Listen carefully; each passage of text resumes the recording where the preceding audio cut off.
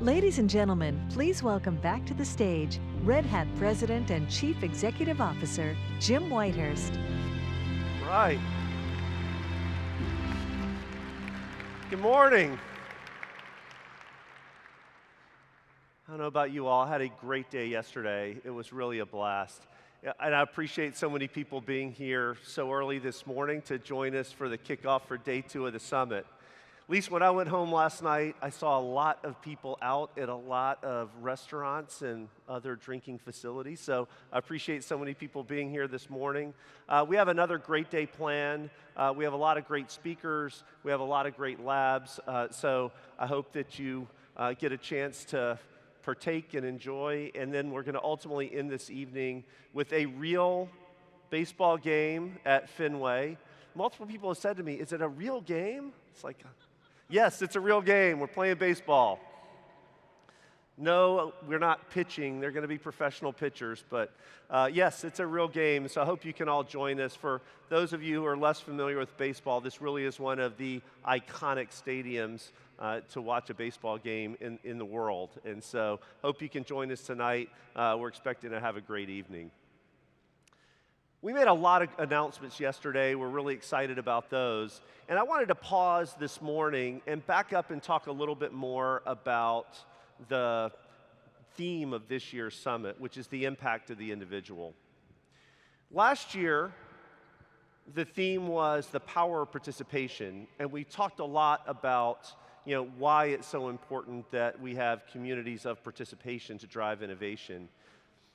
And one of the things we wanted to make sure that we talked about this year is the important role that individuals play in participation, because passive participation just doesn't get it done. It really takes individuals stepping up and trying new things.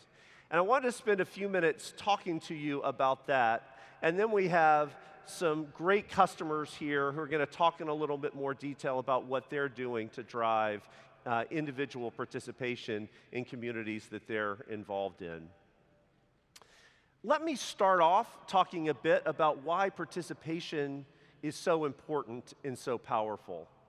In a world where innovation is becoming so important, we have to recognize the vast majority of innovation comes from groups of people working together. Yes, there are a few extraordinary individuals that by themselves can make a step forward, but the large, significant innovations that are fundamentally kind of human race changing type of innovations generally come from many people working together, whether that's in business and academia and research. It's people working together to create the mega changes. And if that's the case, how we organize to generate innovation matters a lot in terms of how much innovation we can actually generate. And I would observe, seeing a lot of companies out there that we have an opportunity to work with and have a chance to talk to, we organize for innovation. We organize our companies today in the same way they were organized 150 years ago when we were organizing to manage a factory floor. Basically, to sum it up simply, we have this plan, proscribe, and execute model where a very small group of people look into the future and say, okay, where do I think the world's going? What future state do I want to get to? Let me proscribe steps to kind of impact that, and then we'll execute against that. And we see that every day. Gantt charts, project plans, timelines, those are all manifestations of organizing to achieve a set goal. In some ways you say, well, that's obvious, that's how we do that. But if you back up and you think about where we are today and where the world's going, that type of process for organizing works fine in a static, stable environment where we have a really good sense of what the future might be, and therefore we can plan for how we want to impact that future. But as the world begins to move faster and becomes more ambiguous, our ability to predict the future is becoming less and less. And in fact, I'll argue that the human mind is actually not very good at predicting the future. In fact, it's not only not good at it, we are bad at it. There are over 20 separate identified cognitive biases that cause us to be really lousy predictors of the future. One of my favorites is the physicist Albert Bartlett once said, the greatest shortcoming of the human race is our inability to understand the objective function. Behind you, you're seeing quotes of some of the more famous kind of bad predictions about the future. And these are predictions in the 20th century when I would argue the world was moving pretty slow. Back to the exponential function, things are moving so much faster now. And I would articulate the problem that I hear from our customers in these terms. So I hear over and over and over again CEOs, CIOs talking about, I'm worried about being Uberized. I'm worried about being more agile. I'm worried about digital disruption and digital transformation. All of those are basically articulations of saying the world is moving faster than it's ever moved before. I don't know exactly what's going to happen next week, next month, next year. And so I need help in figuring out a new way to address this set of problems. I was talking to the CEO of one of the big 3 automakers in the US, and he was saying, hey, Uber, with a couple $100 million of R&D, is completely disrupting my industry. How do I organize for that? The problem is the strengths of most large organizations is they're really, really good at strategic planning and prescribing action steps and executing against it. But the problem is pedaling faster, spending more time planning more to try to understand the future when the future is becoming less and less knowable isn't the answer. Just in short, the world is moving too quickly. Now plans are outdated before they're even complete. So I'm here to argue that planning as we know it is dead, right? Planning harder in a less known environment just isn't the answer. It's too fraught with errors, it's too limited in perspective to be effective in the world that we live in today. So what replaces it? Red Hat's had an opportunity to work in open source communities for over 20 years now.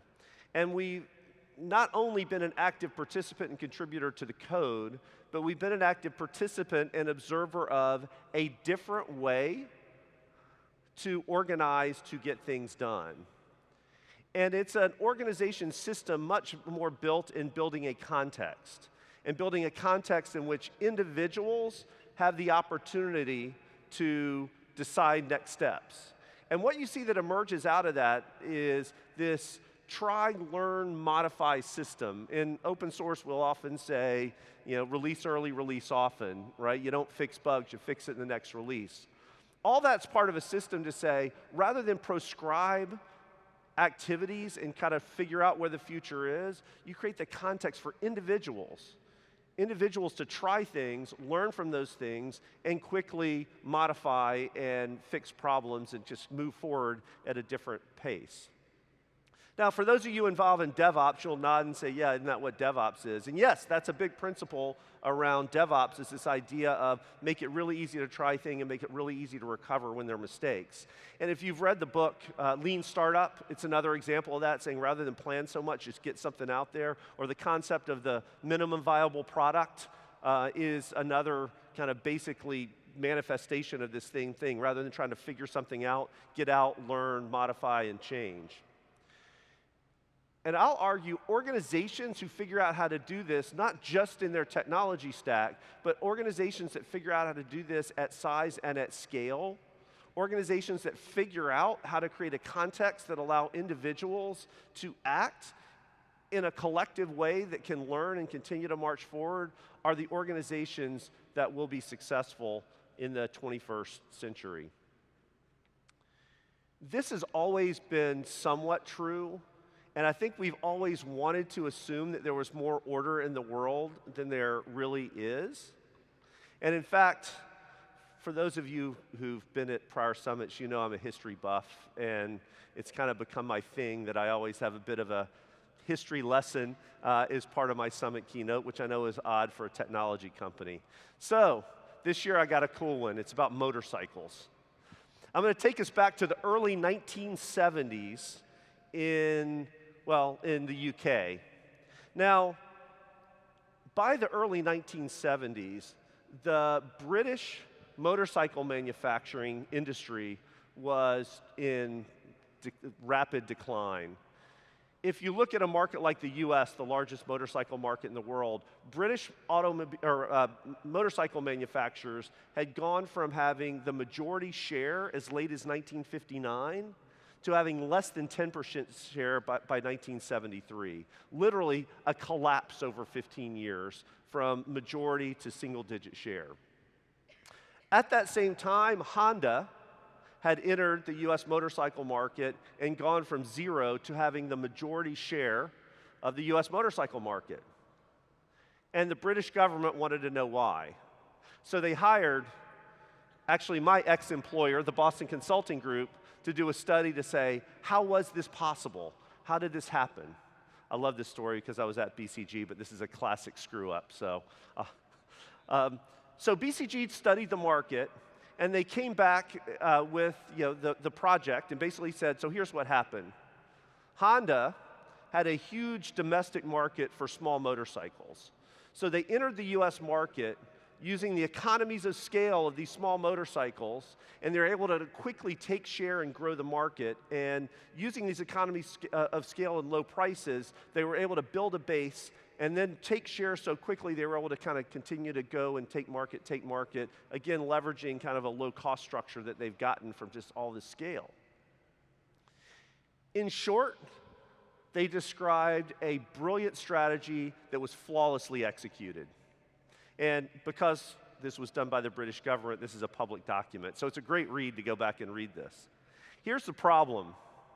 That's not what happened. As it turned out, what really happened, and this came out later on, Honda did want to enter the US motorcycle market, and they had built a detailed plan for how to do it. And that plan was that US motorcycle riders like bigger motorcycles. And so they developed big motorcycles specifically for the US market.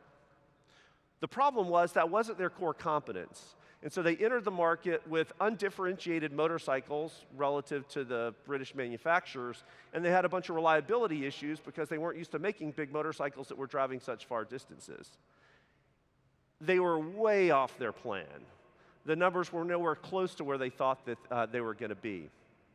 And then, like any wonderfully laid out strategy, luck happened. The Japanese reps who had come to the US had brought their little motorcycles from the domestic market to the US to ride for their own personal use. These would later be known as Super Cubs, and for motorcycle fans, you'll know that is like the best-selling motorcycle ever.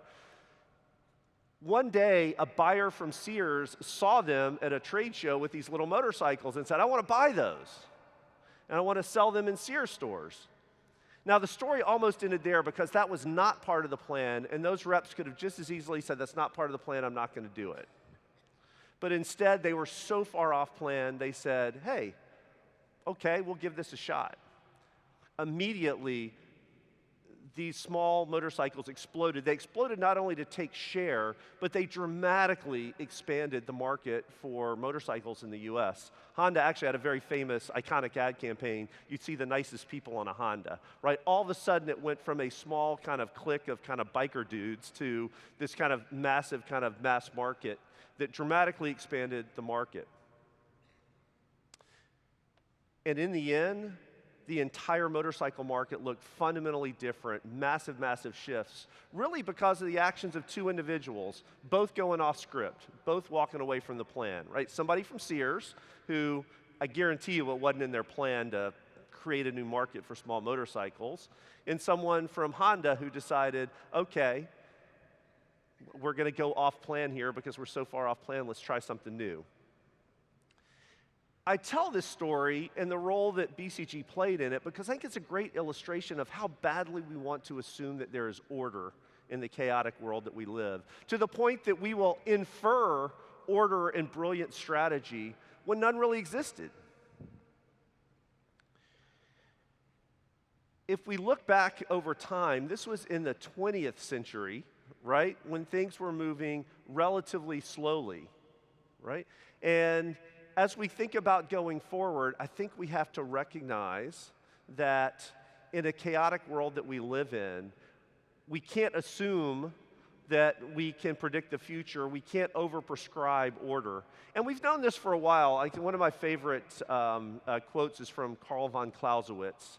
So this is going a little further back in time. The famous Prussian field marshal who once said, "No battle survives first contact with the enemy." Or said a little more viscerally, Mike Tyson, who said not that long ago, "Everybody's got a plan until they get punched in the mouth." In the world we live in today, it's definitely moving too quickly. The exponential function, because of technology, is exploding all around us. So much of innovation is emerging versus being planned. When you think about megatrends like big data, nobody laid out a 10-year roadmap that proscribes how big data has unfolded.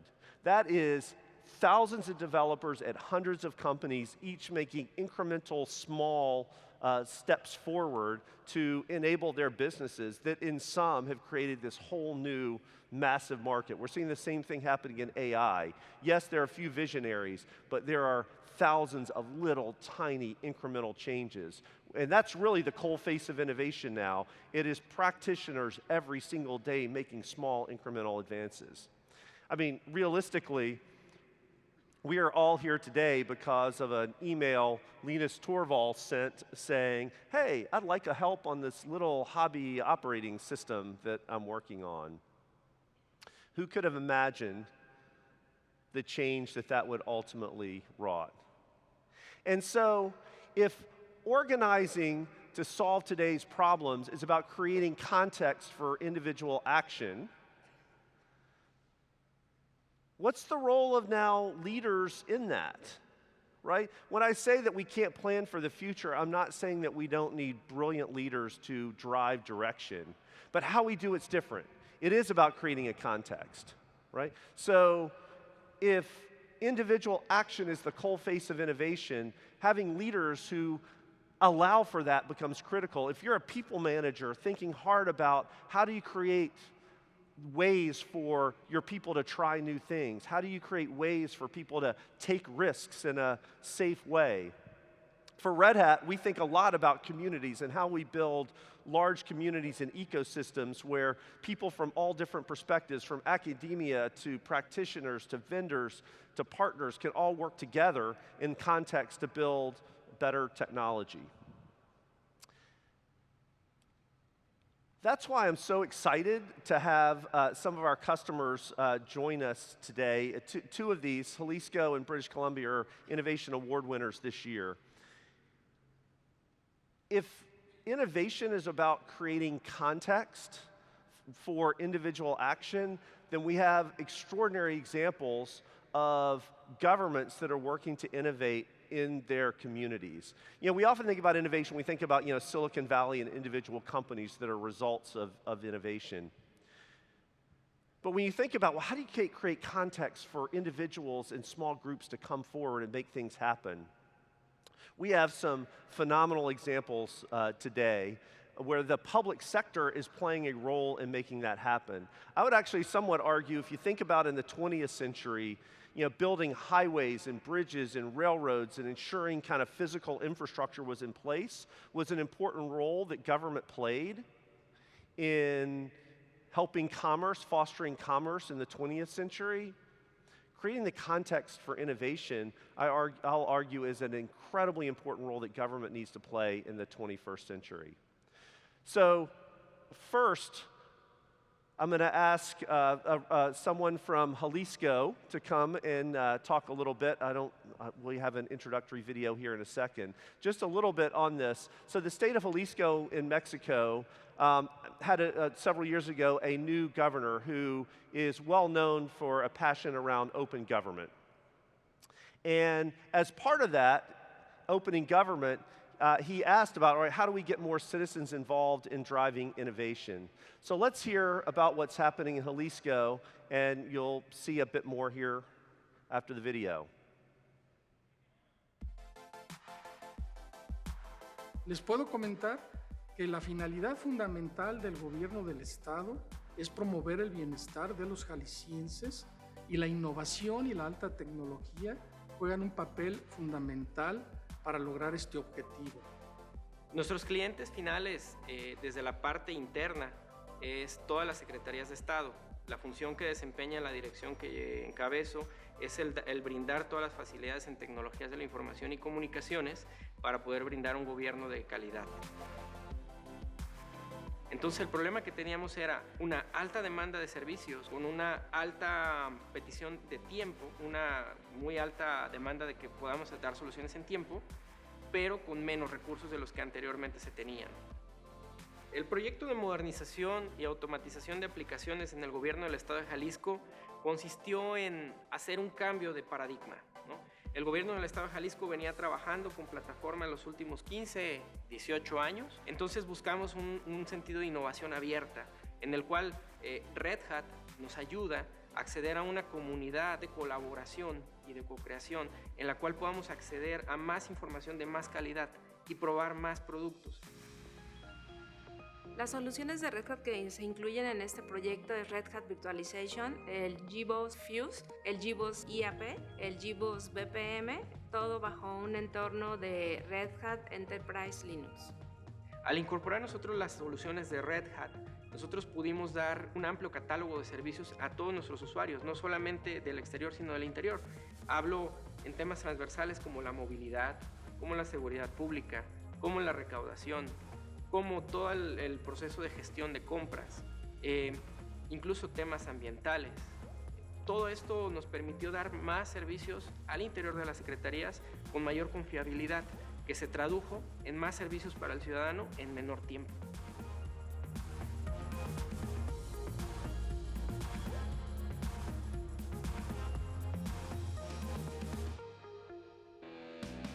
Please welcome from the government of the state of Jalisco, Mexico, Director of Innovation and Digital Government, Alfonso Fonseca Garcia. Buenos días. Hi, everyone. Thank you for this very warm welcome. I'm very happy to stay here in Boston with my friends of Red Hat. I have my red suit, my red jacket.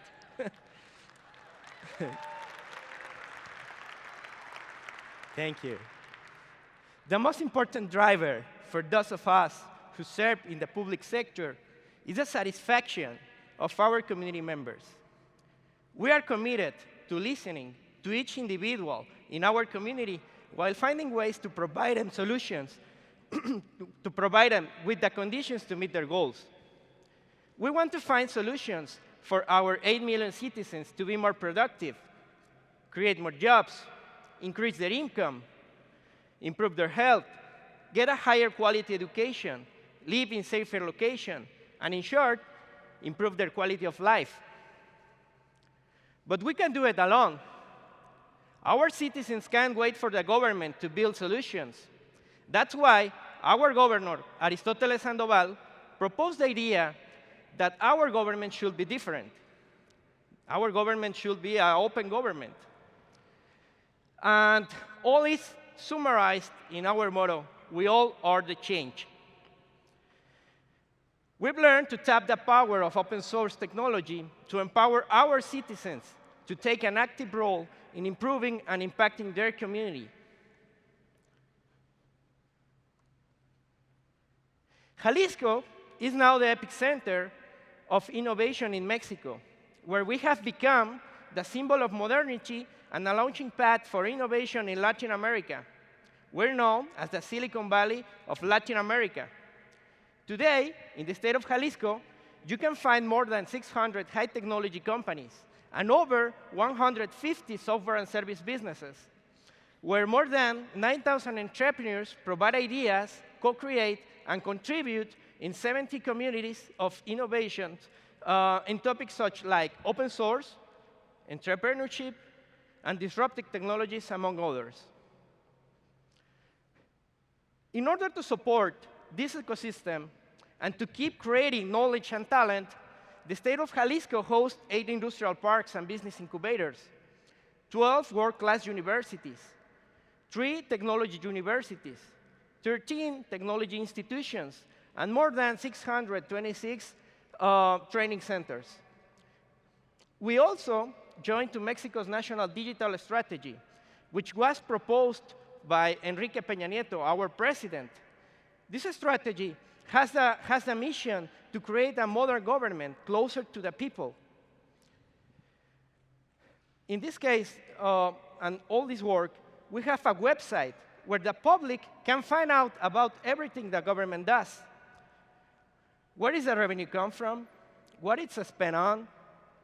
Also, the main plans governments, and all the programs that directly benefit the people and how they can access them.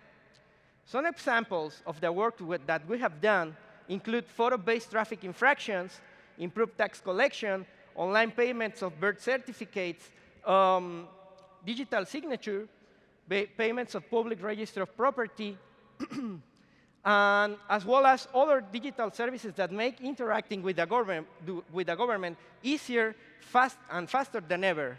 And this is for Red Hat, all the technology of Red Hat.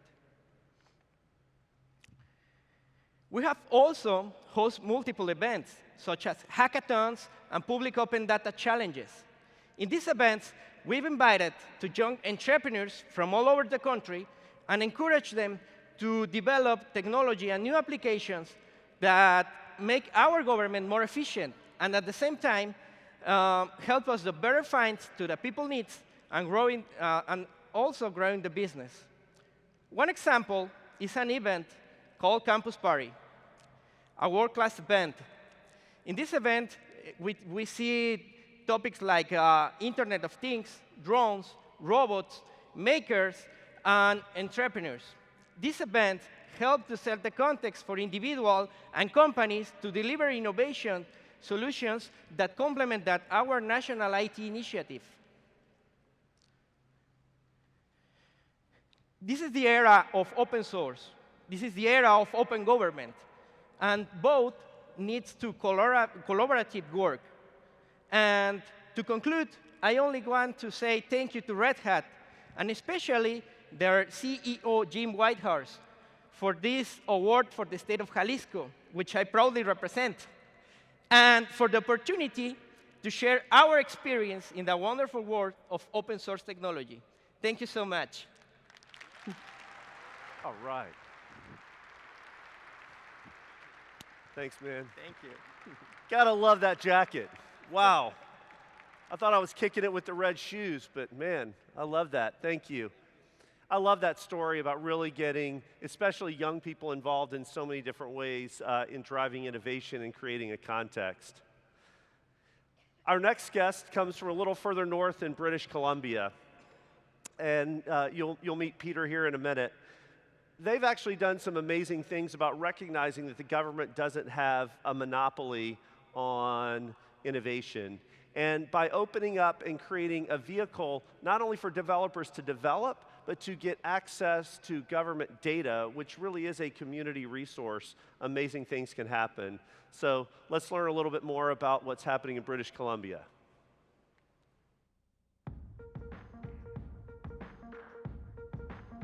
BC Developers Exchange is that idea of eliminating that wall that typically stands between us as a public sector, a large, complex, enterprise class organization, and our own kind of vibrant tech entrepreneurs, startups, the people that really increasingly give rise to innovation. Open source is really important to us on this innovation journey. It just makes it so much easier for us to get started on a project, access software that's already been developed, as well as make our software available to developers.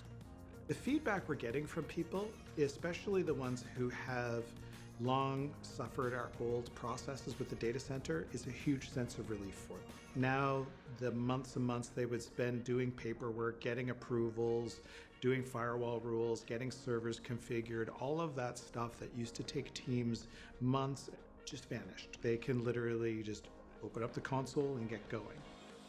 We chose Red Hat for really the main reason we've had a solid partnership with them for many years. So we've been using RHEL in the data center for a long, long time. And so we used Red Hat OpenShift Container Platform as a stepping stone to the cloud.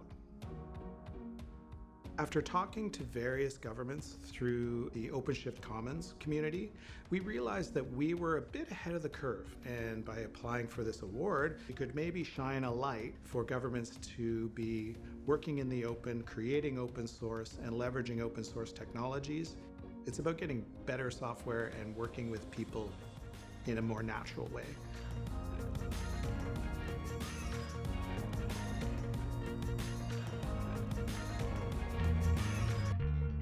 Please welcome, from the Government of British Columbia, co-founder and executive director of BC Developers Exchange, Peter Watkins.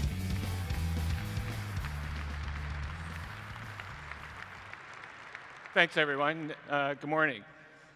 Really glad to be here on such a fine sunny morning. Have the opportunity to tell you about some of the work we're doing in our corner of the world. So the BC Developers Exchange is about creating new, better ways for the government and tech entrepreneurs and developers to work together. We're looking really to do three things with this. One, we want to leverage the digital assets or digital resources of the government, kind of use it as a springboard for growth and opportunity with tech entrepreneurs and developers. Two, we want to speed up the rate of service improvement and innovation within the government. And three, we want to see that net out in better experiences for the citizens and the public that we serve. If you think about it, on the one side, we've got the government. In our case, the BC government. This is about 27,000 direct employees, 22 major departments. It's a $50 billion annual budget. We operate in healthcare, education, transportation, forestry, mining, energy, agriculture and farming, public safety, emergency management, and the list goes on and on. We're talking about thousands of systems, tens of thousands of services that reach out to millions of users. We really operate in or adjacent to global industries or global markets. On the other side, over here, and out in the room today, we've got tech entrepreneurs and developers, innovators. These are people that are looking for new markets, they're looking for opportunities, and they're looking for ways to grow.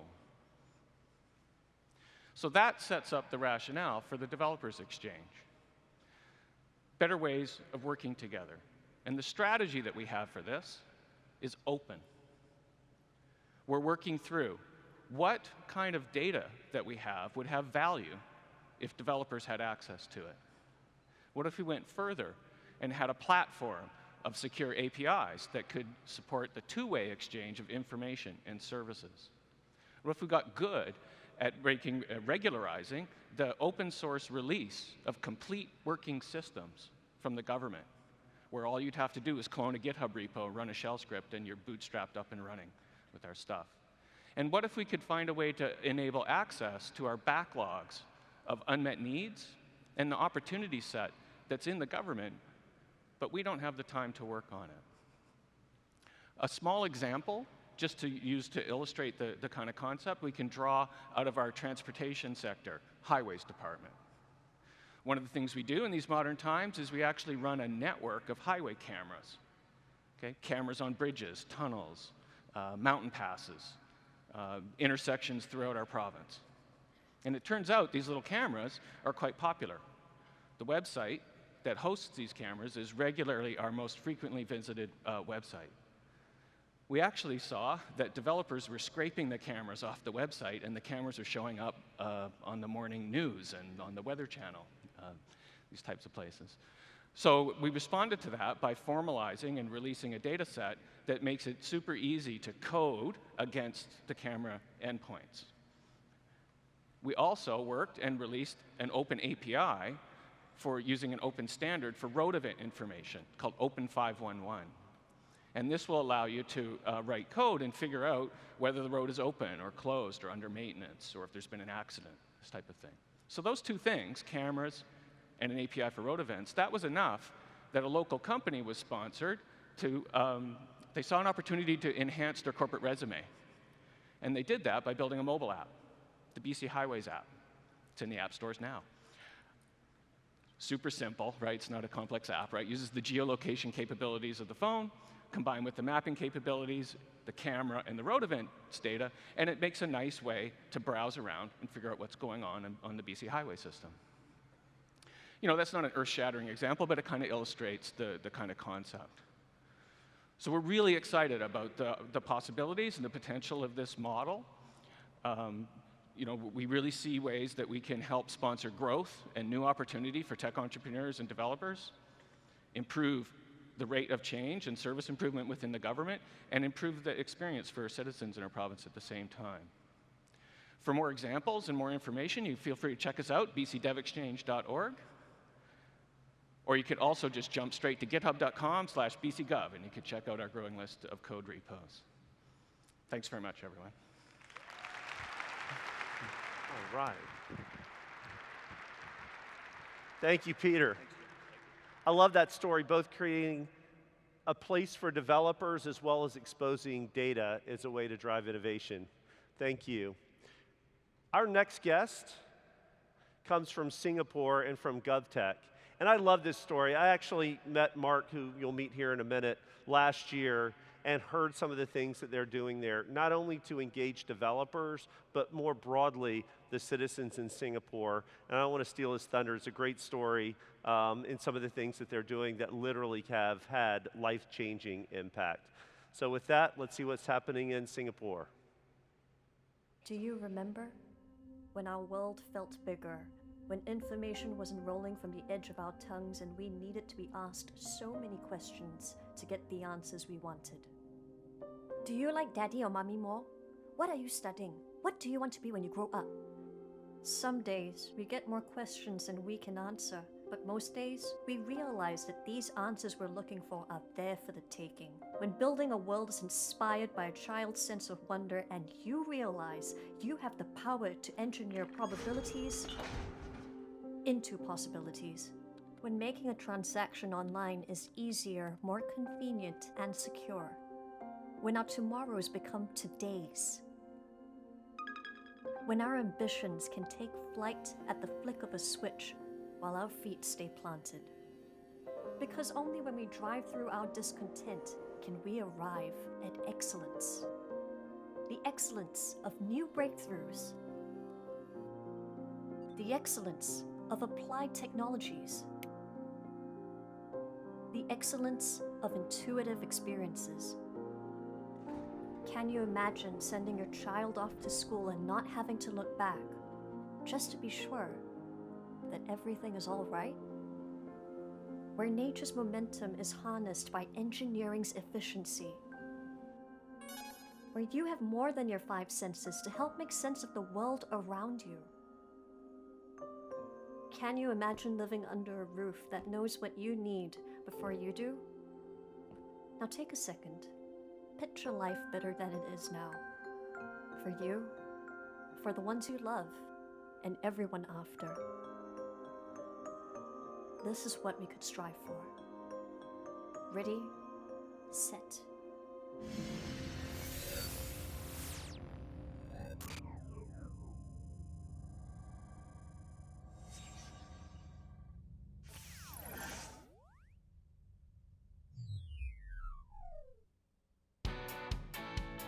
Please welcome the Government Technology Agency of Singapore's Director of Government Digital Services, Mark Lim.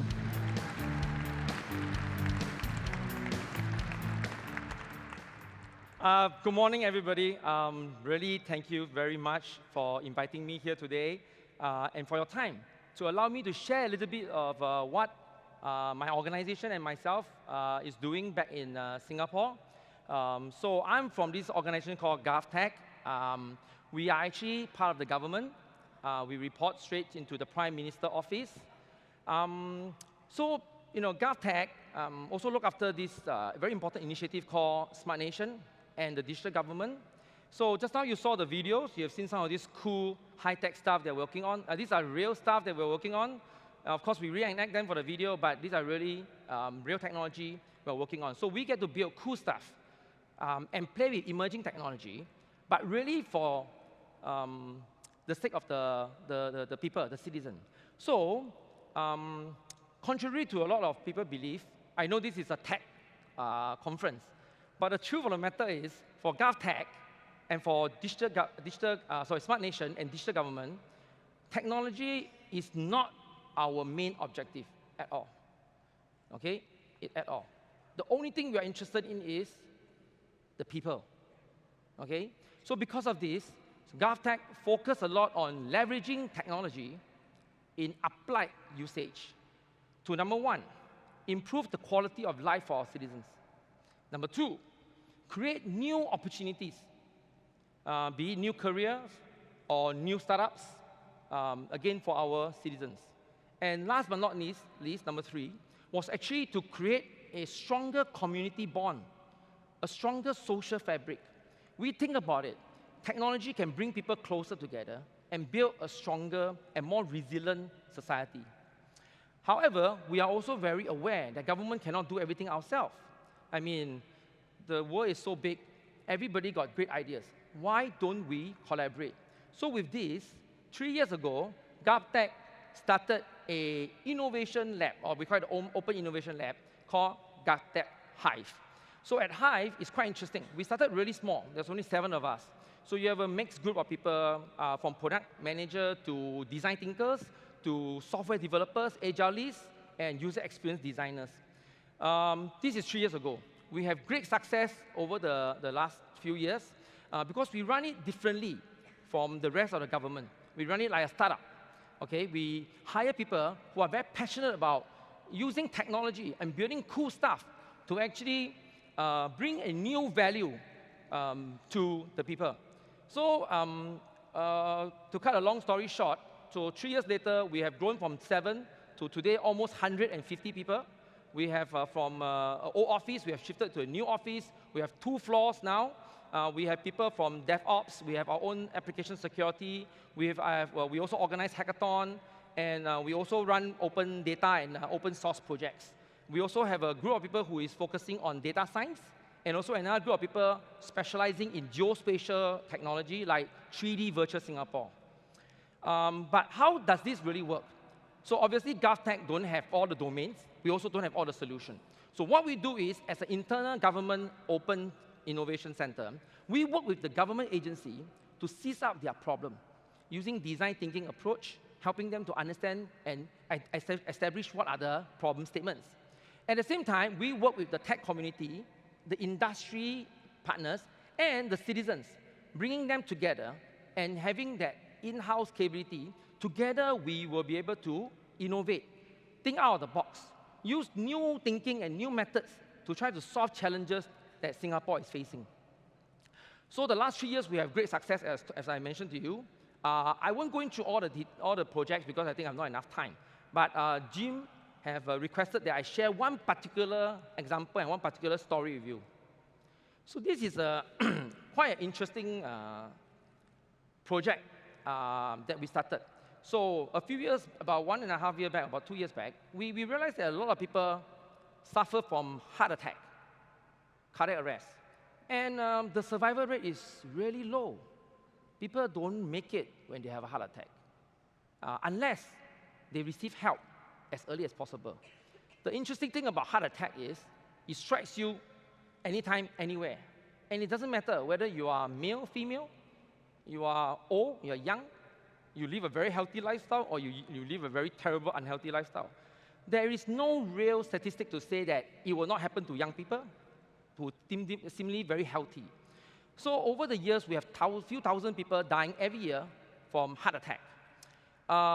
We wanted to solve this problem, and research has shown that the best way to solve this problem is when somebody has a heart attack, you should be able to do resuscitation as early as possible. Every second counts. Every second counts. The longer it takes to help them, the lower the chance of survival. But at the same time, we realized that resources is very tight. We cannot just go out there and buy more ambulance. We can't get paramedics trained overnight. And yet, the demand on that kind of emergency medical services is so crucial. So this project is quite interesting. We actually partner with a very important government agency called the Singapore Civil Defence Force, who happen to, who also provide the services of firefighting and emergency medical services. And they are the one who tell us that they would like to be able to save more lives. But this is the constraint that they face. So we brought in a lot of people. We brought in people from the, even citizens who are volunteers. So we discovered that there's a lot of people who are volunteers. They get themselves certified in CPR and also use AED. And we started to do all this discovery session. And we discovered something very interesting. While they are trained, they keep complaining that they never have a chance to use their skills. Why is that so? Because unless a person collapsed in front of them or somebody screamed for help and they heard it, they will never know. By the time when they hear the siren of the ambulance, it's a bit too late. We are trying to beat the ambulance here. We are trying to get help for this victim as soon as possible. So what we did was we decided to build a minimum viable product, like all innovation team does.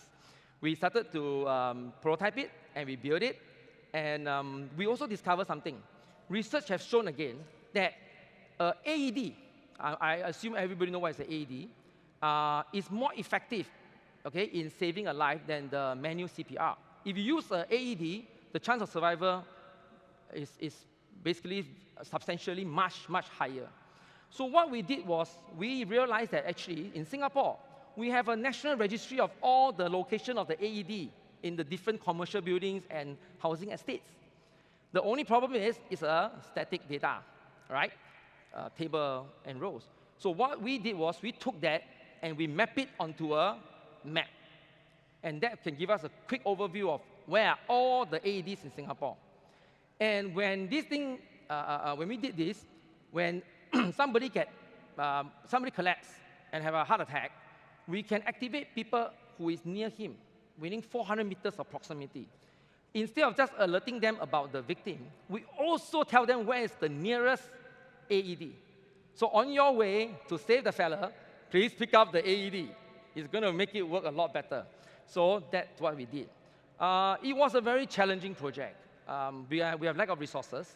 At the same time, many people will, we will say them naysayers. They say that this will not work. Singaporeans are cold-hearted. We are just interested in making more money.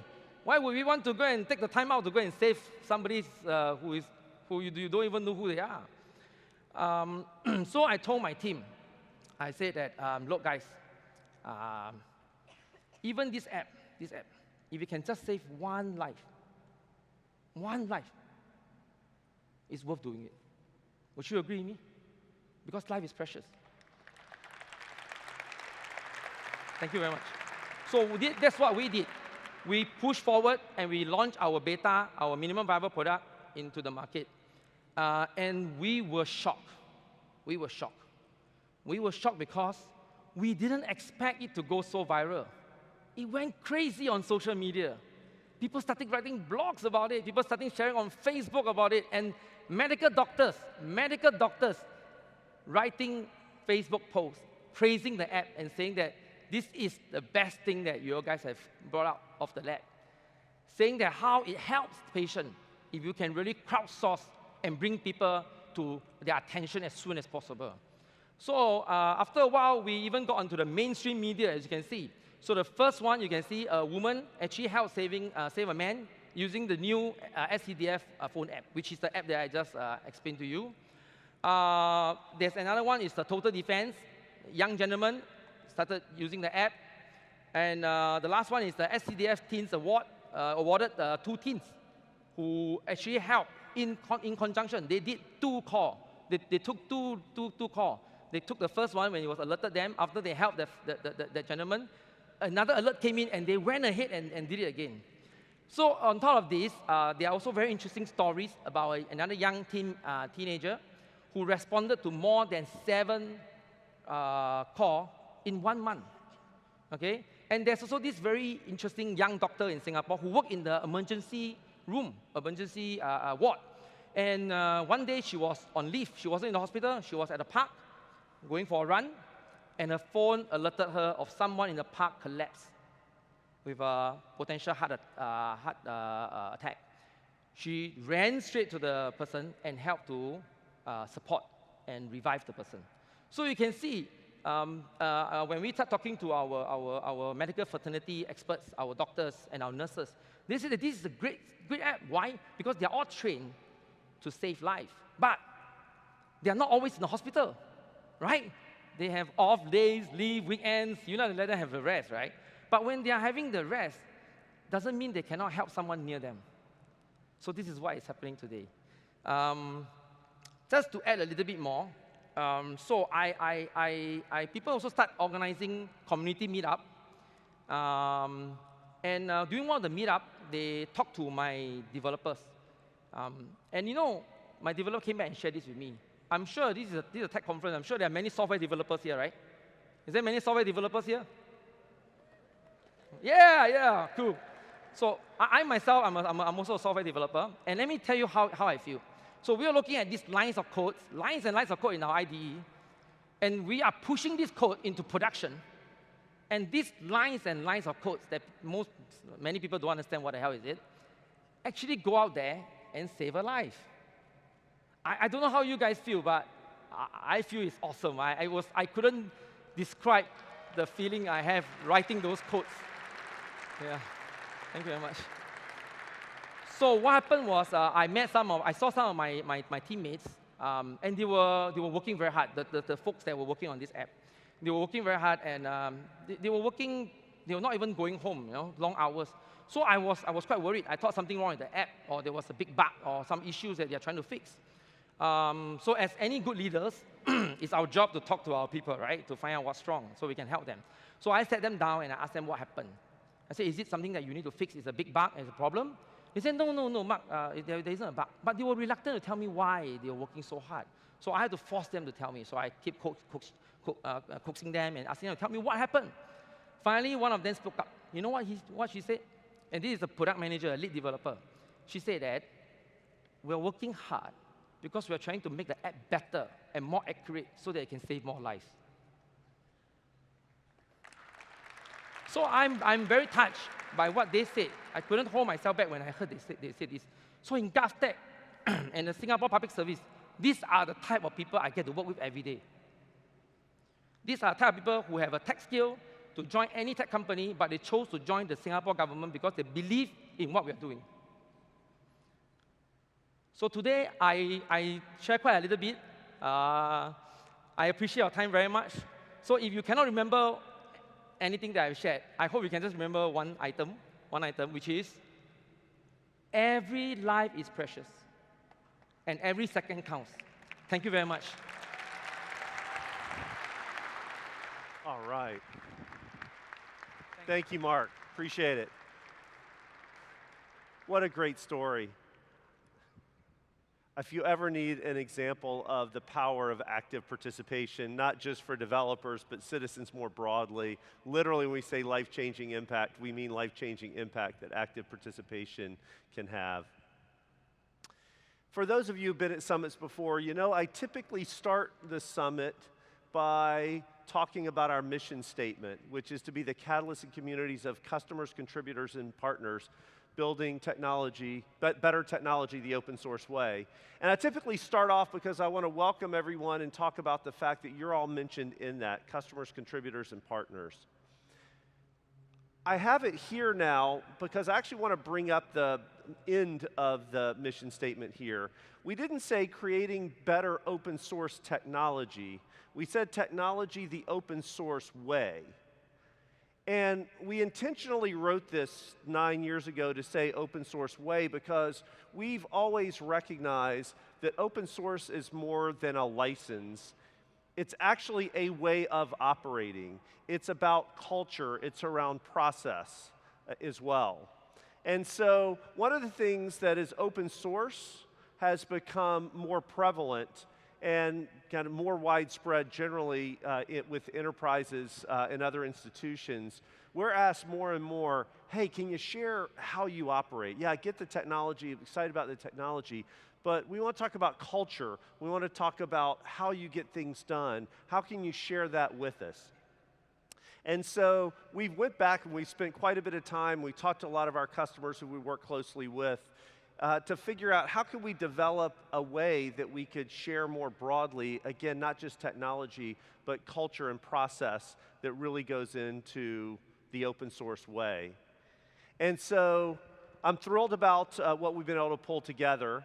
And I have John Alessio, who is our Vice President of Global Professional Services here, to talk us through exactly what we're doing. So, John, if you could join us on stage. Please welcome Red Hat Vice President of Global Services, John Alessio. All right. Good morning, everybody. I'm excited to be here today. When I think of empowering our customers to make impact, I think of how we can help them connect the technology with their business processes, with their opportunities, with the challenges that they face. And so one of the things that we did was work with many of our clients to come up with a services offering to help do just that. We worked with our Strategic Advisory Board, which is a panel of about 15 CIOs, and we worked with them on how we could help create a more experiential approach to helping them create software the Red Hat way, as Jim said. What they told us was, yes, we need to be taught more about the technology, but we want to learn more about how to create software the Red Hat way. You all have experience in working with upstream communities. You all have experience in the area of ideation. How do we bring that into a prescriptive concept so that we can help use it to infuse that approach inside our organization? And so the team worked together. We came up with an approach. We made about a dozen customer visits to validate the approach, brought it back to that same strategic advisory board, and last year at OpenStack Summit in Austin, we launched what is now called the Red Hat Open Innovation Lab. So what is it? It's a 4 to 12-week residency, and the key point here is we're trying to get very, very quick time to value. So before we even begin the engagement, we start with really understanding the customer business issue, challenge, or opportunity that the client has. We then work with them on the individuals who are going to participate with us in the residency. We may do some skills building prior to the engagement, because the whole idea is when you come in day one, we're going to be working on ideation, we're going to be working on developing code, we're going to be working on solving your problem day one, not building infrastructure. And so we've built a whole push-button infrastructure behind the scenes. You heard a bit about that in yesterday's keynote from Optum on how we worked with them to leverage that push-button infrastructure for a quick time to value. But as we bring them in, day one, we begin working on solving that particular business problem. We do it in a very transparent, open way. Of course, the ideas, we are trying to empower the individual to leverage their ideas and quickly solve whatever business challenge or opportunity that they have. These laboratories, we bring in the individuals, which can be done inside a Red Hat facility. It can be done at a customer facility or at a third-party facility. And quite frankly, we've actually done all three of those combinations over the course of the last year. But I think the best way to really understand how we can make the power of very quick time to value is to really look at a specific customer case study. And so we have a client in Europe. They are a startup in Switzerland called Easier AG. They used their Innovation Lab engagement to springboard their ideas and jumpstart their new business model. Let's take a look at a video to get a bit of perspective on Easier AG. Easier is a startup which develops digital products, innovations and technology for healthcare systems. I was fascinated by the concept, and I started searching for the possibility to get in contact in order to get for us an innovation lab. Open Innovation Labs is a new way of Red Hat engaging with our customers, taking Red Hat's software development DNA, open source culture and way of working, and transferring that to our customers in a very intensive residential environment. Red Hat has a strong container technology and a strong technological stack that is actually fundamental for the healthcare industry. And that's why we chose a provider of services that could help us getting our innovative products run in the real world. My name is Brian Gallagher and I'm a senior consultant with Red Hat Mobile. What was unique for me in this engagement was the idea of pair programming with the customer's developers in order to rapidly exchange knowledge on Red Hat products. Having all the stakeholders for the project in the same room over a number of days, particularly the customer, really helped to accelerate the software development process. The Innovation Lab is very exciting for me. It's so great to see my idea coming to life so quickly, and I would have thought working with all the technical guys would be very hard for me and too abstract, but I really am enjoying it and looking forward to the next day, because I really think we've made something big altogether.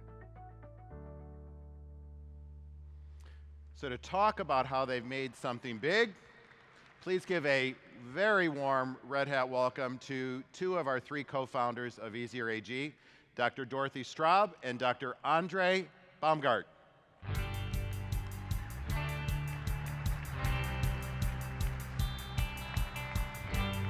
Thank you.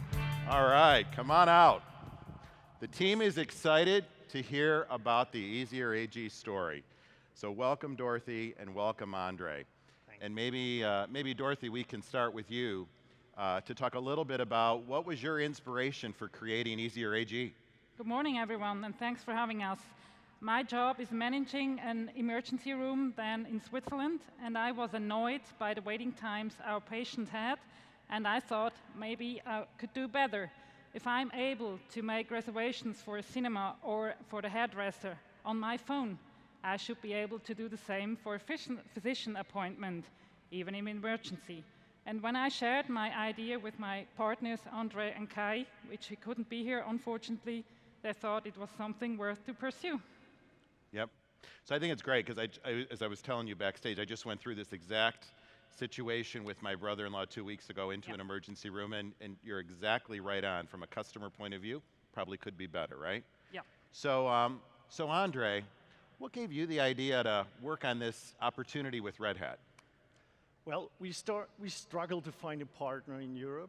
Essentially, when you talk to software companies, they really grab your idea, and you don't know where this is flowing. And then I saw the announcement last year on the Open Innovation Labs, and I was so excited because I knew Red Hat for several years in the open source community, and I worked with them at the university. So I began emailing Red Hat about the Innovation Lab, and we got in contact, and that was really perfect for us. Good. So how did the journey progress from there? What happened next? Well, it is the Open Innovation Lab, as you might experience it and as you might read about it, is a holistic approach to innovation. That means it meets culture, it meets people, it meets processes, it meets product, and then at the very end, it's technology. It does not start with the technology. So we were meeting the Red Hat people from the EMEA team, which were really great. We made a discovery session in Zurich. This was half a day, and they were challenging our business model. They were challenging our idea. They were challenging us as people, as we could really do this, not just looking at the technological side, right? And then we headed off figuring out a contract, how we do the planning for the Open Innovation Lab. And then we planned at the beginning of March, 1st of March, we started getting together at the Innovation Lab in Ireland, Waterford, where we met the people from Red Hat, I think 12, 15 people, and a few people from us. So we were gathering there and had really a nice experience. Yep. So one thing I'll highlight there is, Andre talked a bit about something we call discovery sessions. That discovery session is really a key approach, methodology that we have within Red Hat Services to really uncover the business problem, the business processes, the why of what you're doing, and really come back to you with how we're going to do the how and the what. Right. So, in the video, what was great, Dorothy and Andre, we see you very interactive with the technical team. So, as a medical professional, you're an MD, Dorothy. Yeah. Talk a bit about your experience in the Open Innovation Lab. At first I thought, wow, that's going to be fun. Me, which I'm not a really tech person, as you might have guessed, together with all those tech guys, 3 days in Ireland, which I've never been. But I must say it was quite a lot of fun, a lot of work too. I was exhausted in the evenings, but after only a few moments together with the team of Red Hat and our own developers, I could see that my idea, which I had in my mind for so long, was really getting a body, a shape, and I loved it. And when we left Ireland, I really think we did something great, what we accomplished together. And we wanted to thank Red Hat and the Open Innovation Lab for that, because that was really a chance for us and our developers to do that. Yeah, and what I really love about this story is how you've been working on this idea for some time, and really it brought it to life in a relatively, what I think, relatively quick time. But Andre, let's talk a bit about where do things stand now with the product? Right. I mean, the idea is 3-4 years old, yeah. So you can imagine how long we searched for that. And then we got finally to Ireland, and we thought about having really a small piece developed there and really create something that we all call MVP, right, a minimal viable product. And originally we had the sense of getting something really small, but through these interactions there, we created something bigger, and the team worked together to really make this. And they did not just produce one app for the iPhone or one single app. They built essentially 2 apps, one for the hospital and one for the patients. And they really made it within 2 to 4 weeks, which is exceptional, I would think. So if you do an innovation lab, do not expect that in this short period of time. Yep. So let's take a look at where the application stands. You can give the team a feel for what you were able to accomplish. Right. Okay.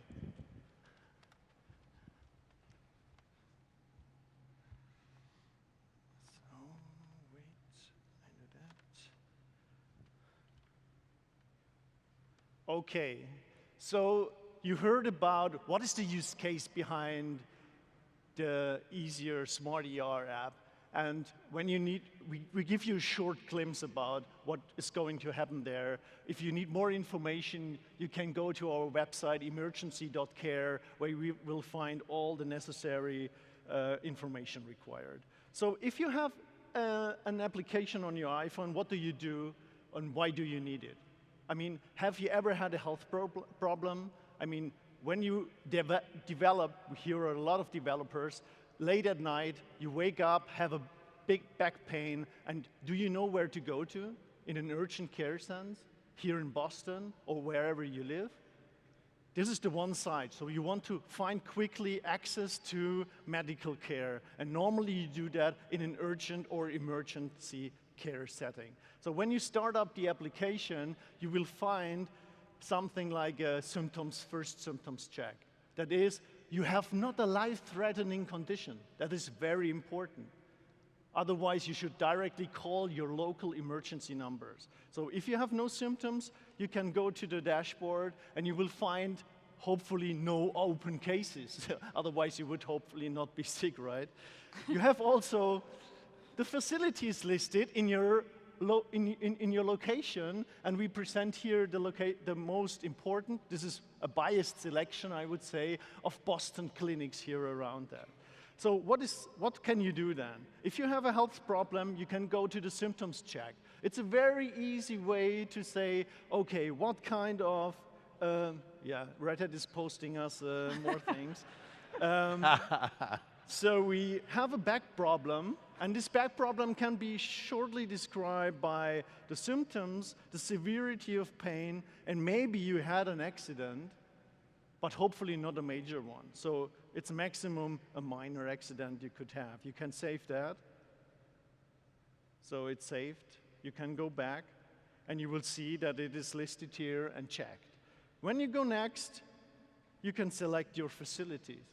So you can first have a look on these facilities, where they are, but simply for the reason of time, we choose here the middle one and go next, so I can check in there. And what you need, of course, is your profile. And you cannot just submit your own profile as you use the app. You can submit it, for example, for my wife, who is hopefully healthy at the moment, so she doesn't require it, and then can simply check that into our system and submit that case. But you have to really agree to that, because you share your data with the medical facility there.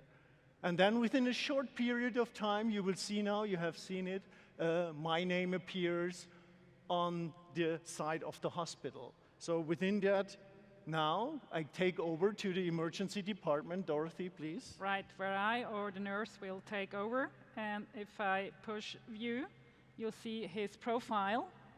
And I can create an estimated appointment time when he will be looked after. Let's say, for example, make tonight at 2 o'clock, like that. That would be his appointment time. I'll just make then update it, and you see the update here. The case is updated. Right. If I go back, I can put my patient from new patient simply to scheduled and can wait for him. Right. So you're checked in now, and you don't have to go there. You can wait at home.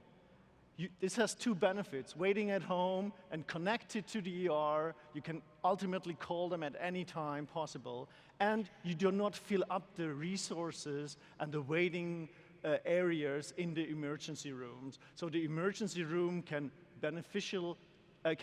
perfectly schedule all the cases that are not deadly sick. So and this is the very, very important theme here.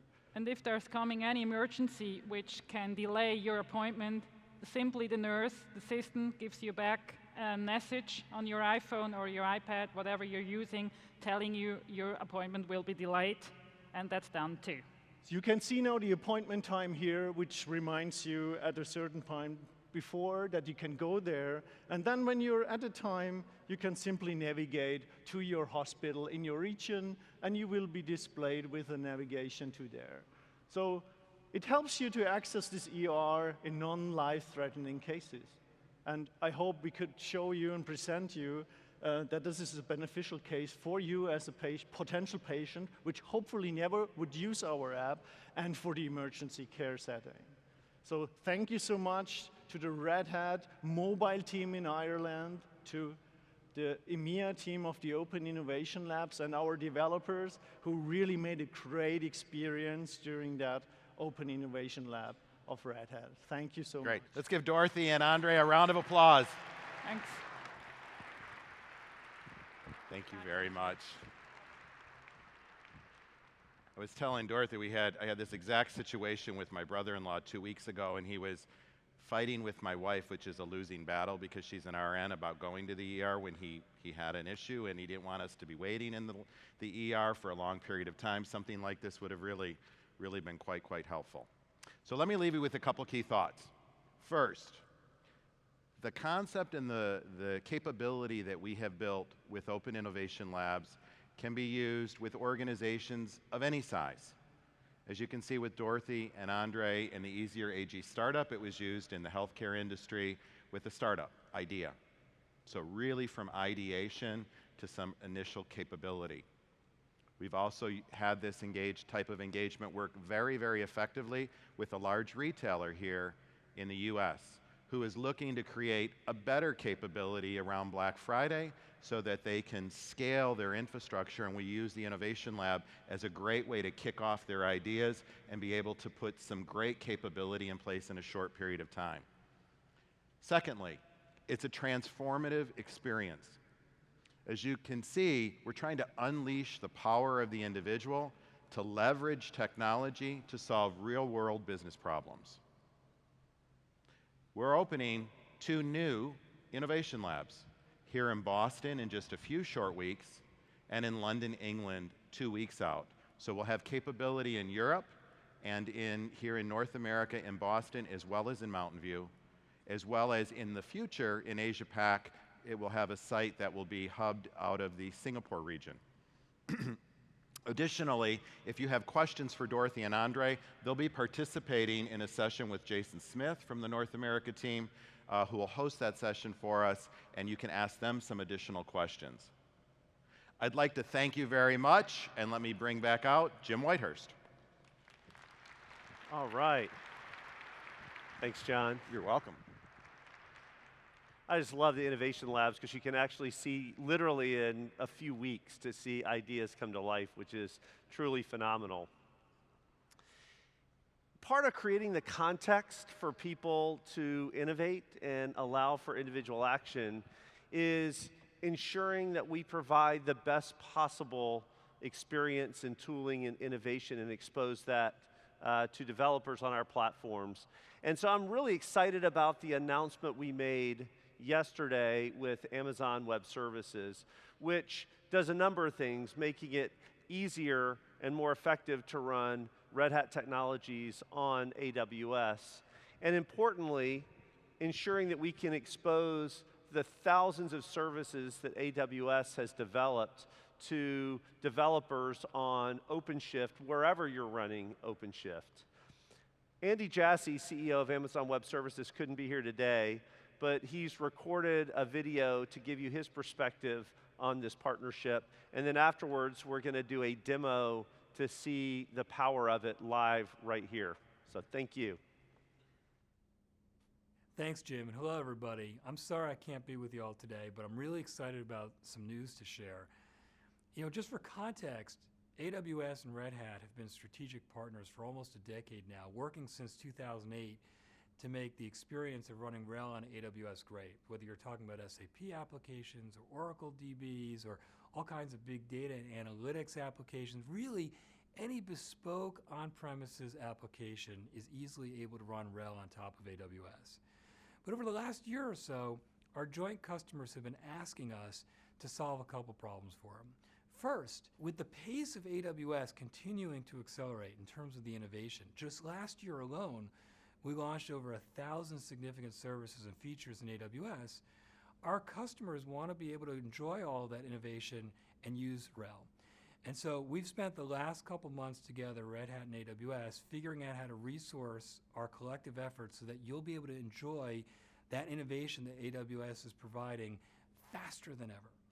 The second thing is, as more and more enterprises are evaluating running in containers, we're excited to announce a strategic alliance between AWS and Red Hat that will provide a unique offering where Red Hat will package natively a large number of AWS services into OpenShift. And so these AWS service brokers will come prepackaged into OpenShift, and they'll allow access to services like Lambda, all of our data services like our relational database service, including Aurora, our data warehouse service in Redshift, EMR, Athena, our CDN and CloudFront, our DNS service in Route 53, our load balancing service in ELB.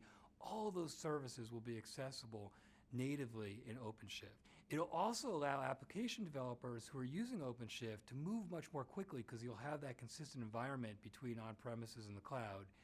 And then we'll also provide a single path for support where both Red Hat and AWS will provide support such that you can deploy your applications in production with confidence. I'm really excited about the extended strategic alliance.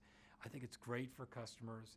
And as a customer, whether you intend to go all in the cloud in AWS or operate in hybrid environments, AWS and Red Hat will partner together to make the experience as seamless as possible for you to use the OS and the application development platform you're used to using on premises in the cloud as well.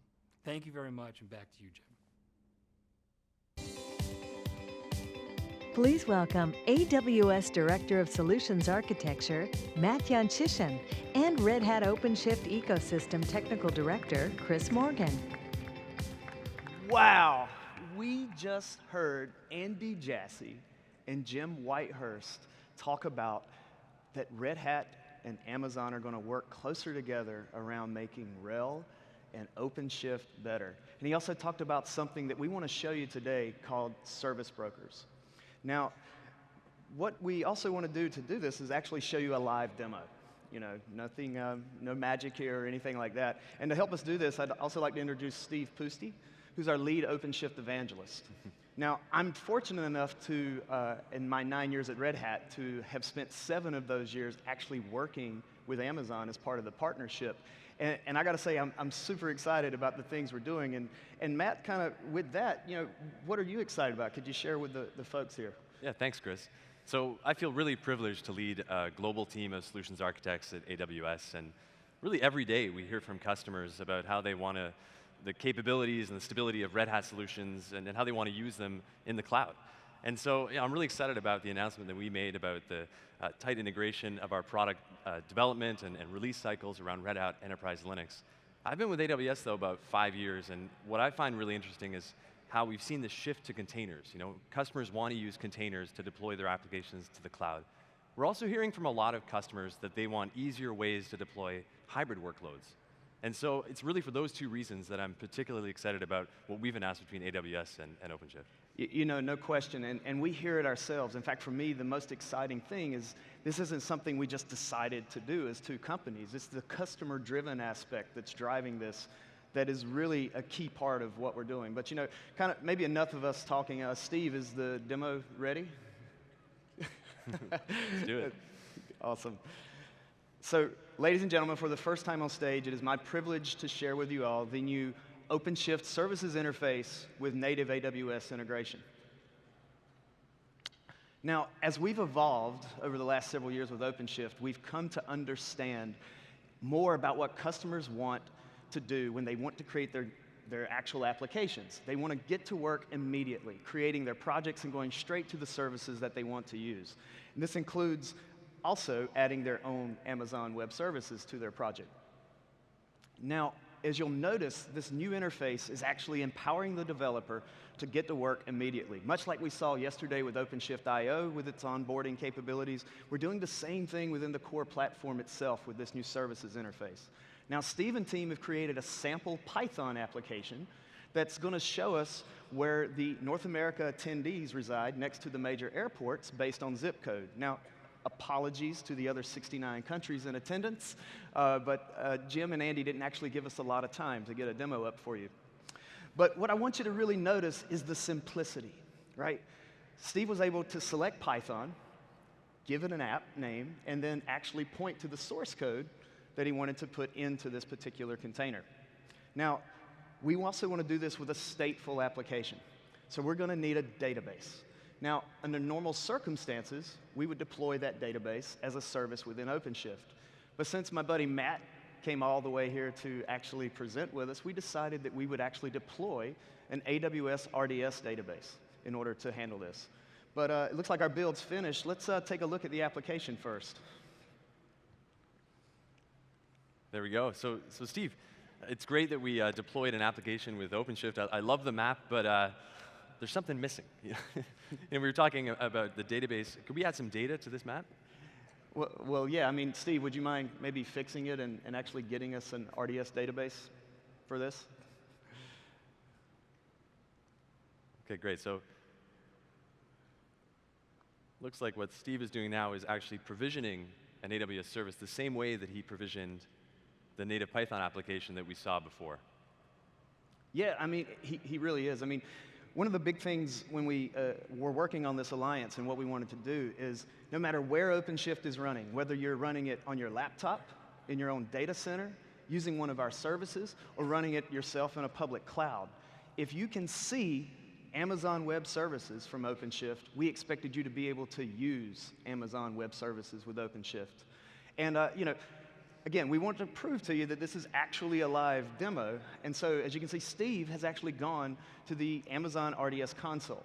And we have a new RDS instance being created that we just provisioned within OpenShift. Now, for the sake of time, so you guys can get to your sessions today, we've already created a database that we're actually going to use to do the next step. And so, Steve, if we could go back to the OpenShift console. This is so cool. It's so exciting to see OpenShift provisioning AWS services. And really cool. You know, so now that we've had this database provisioned in AWS, how do you actually associate that Amazon RDS database with your application in OpenShift? Well, so a key component of the service broker integration is this concept called binding. Now, all binding really is linking services together without having to have intimate knowledge of how that service you're linking works, if you're a developer. And so to do this, you simply select the service, and then choose which application or other service that you want to bind to. And now, OpenShift will then automatically detect a configuration change and then redeploy and rebuild, if necessary, the actual affected services and make them available. In fact, it looks like we've done that now.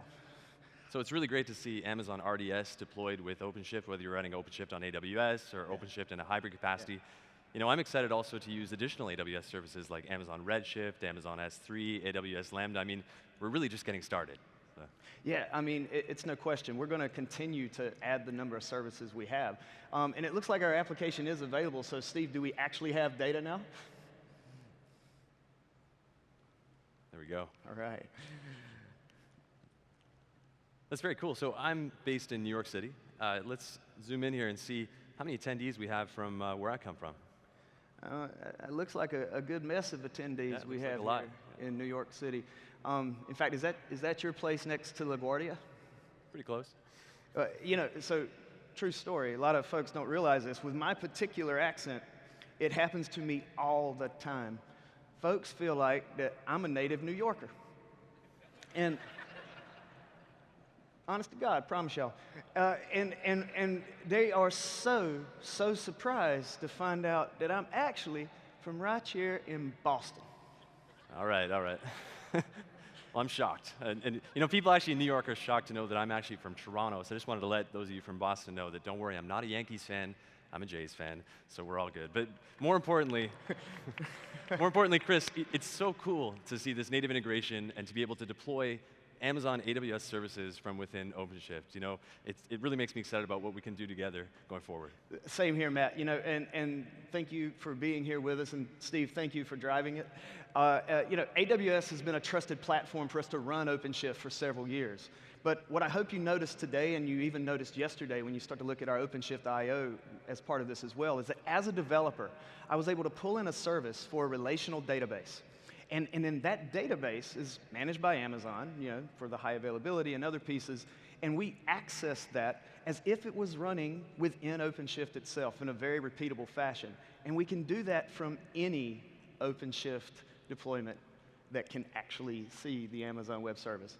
This is the incredible power we have of hybrid cloud. And so kind of with that, we thank you all for joining us today, and please enjoy the rest of the conference. Thank you. Thank you. All right. Thanks a lot. Thanks, Matt, for joining us. Thank you, Chris. That is really, really cool. Plus, I love it when a demo comes together, especially when it's in my keynote. Look, just to wrap us up here today, I want to leave you with one last question. Active participation isn't easy. Individual action requires taking risk and trying new things. It's so much easier to be passive and keep your head down and do what you're told. But if that happens, innovation will happen around you, not because of you. And so I would encourage all of you, for the rest of the sessions today, for the rest of the summit, but in particular when you get home, think about how you can get involved, how you can take action, how you can inspire others to take action. And think really hard, what kind of ripples can you make?